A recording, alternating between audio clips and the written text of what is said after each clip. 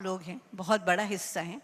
और अगर ज़्यादा दिन हो जाते हैं बग़ैर मिले, बग़ैर बात किए, तो वाकई एक खला सा महसूस होता है ज़िंदगी में। अभी जो कुछ सब ने कहा योगा के बारे में, ख़ास तौर पे वो चले गए, आई थिंक जो मोटिवेशनल स्पीकर थे, क्या नाम, इमरान साहब ने, आपने गौर किया होगा सारी वही बातें की जो हम योगा में बता रहे होते हैं, है ना। 100% वही बातें थी कि जो हम बताते रहे हैं पहले दिन से, कि लेट गो करना, दरगुजर करना। और अगेन योगा को एक फ़िज़िकल एक्सरसाइज ना समझें। जब आपको बताया हमने शुरू दिन से कि ये एक आर्ट ऑफ लिविंग है, ये ज़िंदगी गुजारने का तरीक़ा है। और जब शुरू में हम आए तो यहाँ पे 2 बिल्लियाँ लड़ रही थी बहुत ज़्यादा इधर उधर। तो मुझे अपने योगा वालों का ख्याल आ रहा था कि कुछ ऐसा ही हाल यहाँ पर है कि ज़बान को तालू से लगाना सबसे आसान काम है दुनिया में, है ना। और आखिरी वक्त तक कहते हैं कि आपके सारे ऑर्गन्स बेकार हो जाते हैं, मगर ज़बान जो है वो चलती रहती है। और कोशिश ये होनी चाहिए कि ज़बान को अच्छाई के लिए इस्तेमाल करें। आप लोगों के अंदर यूनिटी होनी चाहिए योगा में, चाहे वो सिंध है, चाहे पंजाब है, चाहे बलूचिस्तान, जहाँ हर जगह जो है वो दरगुजर। अभी भी मैं एक साहब को देख रही थी, बड़े खफा से जा रहे थे, तो इतनी तकरीरें सुनकर, इतनी मोटिवेशनल बातें सुनकर, या हम लोगों की नसीहतें सुनकर, अगर आप वहीं के वहीं खड़े हैं तो फिर हम फेल हैं। हम इसको अपनी नाकामी समझते हैं फिर, कि हम शायद समझाने के काबिल नहीं थे, कि हमारी बात आपके दिलों तक नहीं गई। वो किसी ने कहा है ना, देखना तकरीर की लज्जत, देखना तकरीर की लज्जत, के जो उसने कहा मैंने ये जाना कि गोया ये भी मेरे दिल में है। तो ऐसा होना चाहिए कि हम जो कहें वो आपको लगे, थैंक यू, कि आपके दिलों में हैं। आप लोग हमारे दिलों में हैं और हम चाहते हैं कि हम आपके दिल में हों और आप फॉलो करें हमारी बातों को, योगा को बढ़ाएं, लोगों का ख्याल करें, इंसानियत का, एक दूसरे का साथ दें, एक दूसरे की काट ना करें। तो कोशिश यही आपकी होनी चाहिए।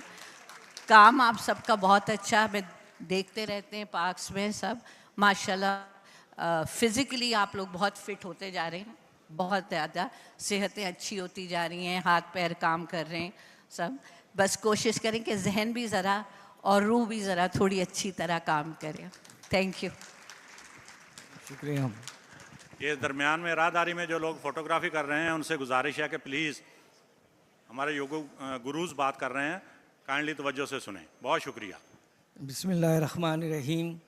बहुत बातें हुई योगा के बारे में, तारीफ़ें भी बहुत हुई, और हम लोग योगा कर रहे हैं, अब काफ़ी आगे पहुंच गए हैं। आज़म साहब अभी जो लाए नया पैटर्न, बिल्कुल विन्यासा योगा का, इन योगा का, वो उन्होंने कराया, वो तो सबने बड़ा अच्छी तरीके से कर लिया, समझ लिया, लेकिन अब उसकी प्रैक्टिस भी करनी चाहिए। और जैसे भी तरुण ने कहा कि हमारे अंदर की चेंजेस नहीं आ रही, तो देखिए हमने यम्स नियम आसंस पे तो आ गए हैं, हम प्राणायाम्स पे नहीं आए। प्राणायाम को हम सिर्फ ब्रीदिंग समझ रहे हैं, ये सिर्फ ब्रीदिंग नहीं है। प्राणायाम जो है वो इंटेलेक्चुअल है, इंडिविजुअल है, सेक्सुअल है, प्लस ये आपके अपने ऊपर है। लेकिन प्राण के साथ और चीज़ें जुड़ी हुई हैं जो कि योगा के साथ जुड़ी हुई हैं, जो कि हम योगा को एक्सरसाइज समझते हैं।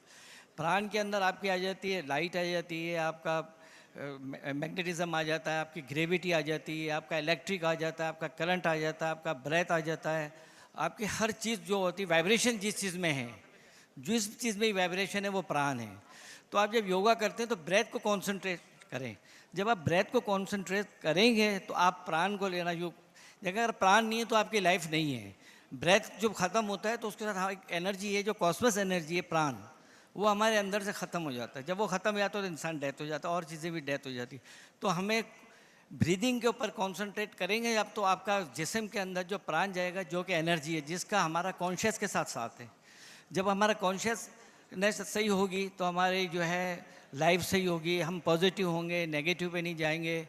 और अच्छे योगी की पहचान यही है, अच्छा योगी वही कहलाता है जब वो आप फिज़िकल अच्छी कर लेता है तो फिर आप मेंटल करेंगे। तो आप पहले प्राण को फोकस करें, यम्स नियम्स और प्राणायाम, उसके बाद आता प्रत्याहार, फिर आता धरना, ध्यान, समाधि, वो तो बाद की स्टेज है।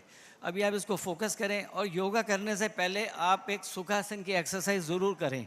वो एक्सरसाइज वो होती है कि आपको, जैसे भी उन्होंने कहा था कि आप दिल के करीब कैसे आते हैं, तो आप दिल की आवाज़ सुनने की कोशिश करें, अपने अंदर की आवाज़ सुनने की कोशिश करें और योगा करते रहें और लोगों को सेहतमंद करते रहें और अपनी फैमिली को और दूसरी फैमिलियों को योगा कराएं और हम खिदमत करते रहेंगे। अगर हमारी जहाँ जहाँ ज़रूरत पड़ेगी, जो भी आपको पूछना है हमसे पूछ सकते हैं, और भी चीज़ें हम बता देंगे आपको।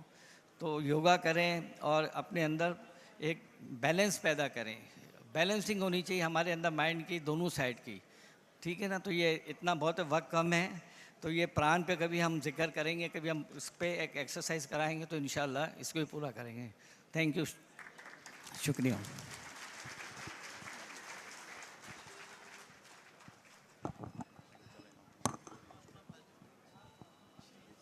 So ladies and gentlemen, now अब लेडीज़ की टर्न आती है।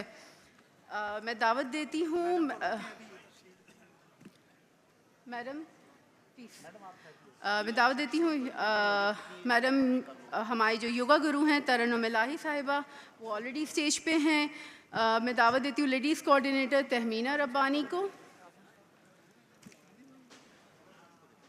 अच्छा, sir Azam please come on the stage.